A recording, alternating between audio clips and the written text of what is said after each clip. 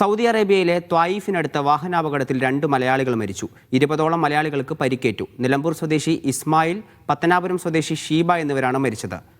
മക്കയിലേക്ക് പോയ ഉംറ ബസിന്റെ ടയർ പൊട്ടിമറിഞ്ഞാണ് അപകടം. റിയാദിലെ ഹോത്തയിൽ നിന്ന് പോയ ബസ്സാണിത്. വിവരങ്ങളുമായി അഫ്താബ് റഹ്മാനുണ്ട്. അഫ്താബ്, വളരെ ദാരുണമായൊരു അപകടമാണ്. എങ്ങനെയാണ് ഈ അപകടം ഉണ്ടാവുന്നത്? പരിക്കേറ്റവരുടെ നില എങ്ങനെയാണ്?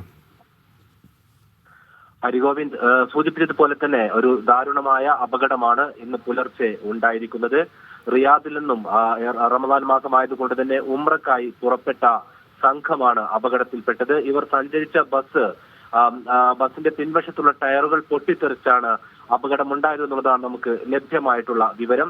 ഈ അപകടത്തിൽ മരണപ്പെട്ടിരിക്കുന്നത് ഈ ഉംറ സംഘത്തെ നയിച്ചിരുന്ന അതിന്റെ ഗ്രൂപ്പ് അമീർ, അതായത് നിലമ്പൂർ സ്വദേശിയായ ഇസ്മായിൽ, അതോടൊപ്പം തന്നെ പത്തനാപുരം സ്വദേശിയായ ഷീബ എന്നിവരാണ് മരണപ്പെട്ടത്.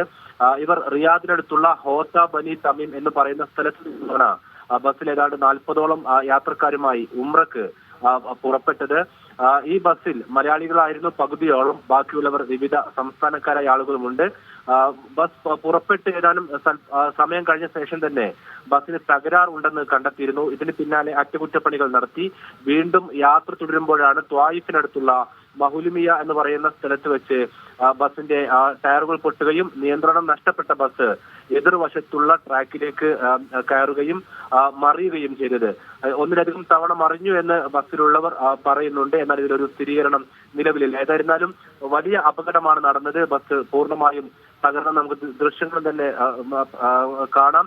അതോടൊപ്പം തന്നെ ഇതൊരു വിജനമായ പ്രദേശമാണ്. അതുകൊണ്ട് തന്നെ അപകടം നടന്ന് ഏതാനും സമയത്തിനകമാണ് ആംബുലൻസുകളും റെഡ് ക്രസന്റും എത്തിയത്. ഇതിനുശേഷം ഈ പ്രദേശത്തുള്ള 2 ആശുപത്രികളിലേക്കായി ആളുകളെ മാറ്റിയിട്ടുണ്ട്.